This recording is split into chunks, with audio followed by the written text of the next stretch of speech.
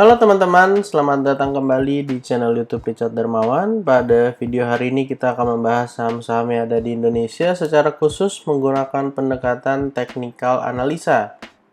Yang pertama kita akan bahas tentang IHSG dulu, setelah itu kita akan bahas 4 saham yang kiranya menarik untuk diperhatikan beberapa waktu ke depan.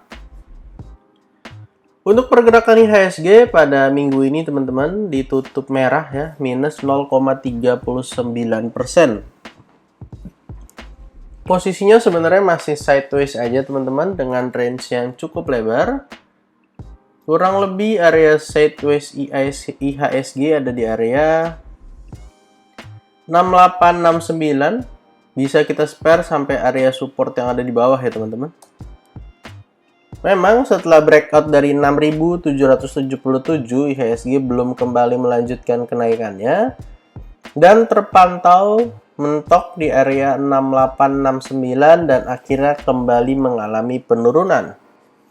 Area support terdekat daripada IHSG ada di area 6.777 sampai area 6.746. Jadi itu adalah area support terdekat daripada IHSG. Kalau misalnya bisa breakout dari 6.869, potensinya adalah menuju area 6.955. Atau secara jangka menengah menuju jangka panjang, ada potensi kembali ke atas area 7.000 kembali. Kalau kita lihat data di rti.co.id, total transaksi IHSG cukup besar di closing minggu ini. Di hari Kamis ya teman-teman, sebesar 21,8 triliun, walaupun memang perlu diingat bahwa ada 12 triliun transaksi di pasar nego untuk saham Inco. Jadi kalau 21,8 dikurang 12 sekian-sekian ya sekitar 9 ya teman-teman. 9 triliun untuk transaksi satu hari dengan 204 saham mengalami kenaikan, 323 turun dan 200 tidak mengalami perubahan.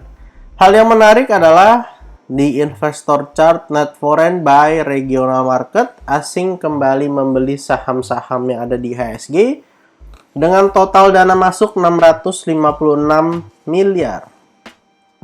Kalau kita cek 6 saham teratas yang dibeli oleh asing pada hari Kamis, di saham pertama ada Bank BRI, lalu ada Telkom, ada Bank BCA, Bank BNI, Antam, dan Bank Mandiri. Kalau IHSG-nya dikasih kesempatan koreksi, teman-teman bisa buy on weakness untuk saham-saham yang berhubungan erat dengan IHSG. Untuk saham pertama yang akan kita bahas pada hari ini adalah MDKA. Saham MDKA teman-teman pada closing perdagangan minggu ini tercatat mengalami penurunan tipis 0,72%. Saham MDKA sendiri teman-teman bahwa hari kemarin ya di hari Rabu sempat break area 4250. Sempat menyentuh area high di 4280, sayangnya kembali mengalami koreksi dengan close di 4190. Bisa kita lihat bersama memang area resistennya berada di kisaran area 4200 sampai 4250. Untuk area support terdekat, teman-teman bisa gunakan area 4140 sampai area 4090. Kalau ternyata area 4090-nya jebol, ada potensi turun ke kisaran area 3940 sampai 3.850. Sebenarnya teman-teman ketika MDKA-nya berhasil breakout dari 4250, sebenarnya pergerakannya sangat baik ya. Kenapa? Karena kalau kita gambarkan sebuah pola, di sini ada cup and handle. Handle-nya itu supportnya di 4090. Tapi sayangnya false break ya teman-teman, sehingga akhirnya mengalami penurunan kembali. Jadi kalau dikasih turun sampai 4090, teman-teman bisa gunakan area tersebut untuk buy on weakness dengan target kembali ke area 4250, dan kalau bisa breakout tentu ada potensi menuju area resisten yang ada di atas. Untuk area trendline-nya sendiri ya teman-teman, posisinya saat ini masih seperti ini. Jadi kalau misalnya bisa breakout, ada potensi ngetes area trendline ataupun bisa lanjut naik menuju area resisten di atasnya. Untuk saham kedua yang akan kita bahas hari ini adalah Unilever. Saham Unilever Indonesia pada perdagangan hari Kamis ya teman-teman, ditutup doji ya. Tidak mengalami kenaikan dan penurunan, open dan close-nya sama, berada di area support, di mana area supportnya ada di kisaran 4.270 sampai area 4.200. Bisa kita lihat bersama bahwa secara sekilas Unilever ini seperti membentuk flag ya, dengan area resisten di 4.370. Dan untuk area supportnya ada di 4.270 sampai area 4.200. Seperti yang kita lihat teman-teman bahwa area 4.200 adalah area gap up dari saham Unilever yang terjadi pada tanggal 21 Maret menuju tanggal 24 Maret. Jadi setelah close di 4.200, opennya langsung di 4.370. Kalau misalnya cup and handle ini berhasil terbentuk teman-teman, terlihat seperti handle, terlihat seperti flag ya, ada potensi jelas bagi saham Unilever untuk bisa kembali menguat. Kalau kita ukur dari bagian bottom sampai area resisten di 4.370, lalu kita letakkan di atas area 4.370, tentu ada potensi setidaknya naik ke kisaran area 4.710 ya teman-teman. Untuk teman-teman yang mau buy on weakness, tentu bisa buy dekat-dekat 4.200. Lalu untuk teman-teman yang mau menunggu konfirmasi dulu, boleh coba tunggu breakout dari 4.370, artinya polanya berhasil terkonfirmasi dan ada potensi melanjutkan kenaikan ke area 4.710. Untuk saham berikut yang akan kita bahas hari ini adalah ERA ya teman-teman. Saham ERA pada closing perdagangan Kamis ini ditutup mengalami kenaikan 6,86%. Salah satu saham yang bergerak cukup baik, bahkan beberapa waktu yang lalu sempat mengalami kenaikan yang cukup signifikan dan akhirnya mengalami koreksi yang juga lumayan. Tertahan di area 472-476 sebelum akhirnya berhasil mengalami penguatan kembali.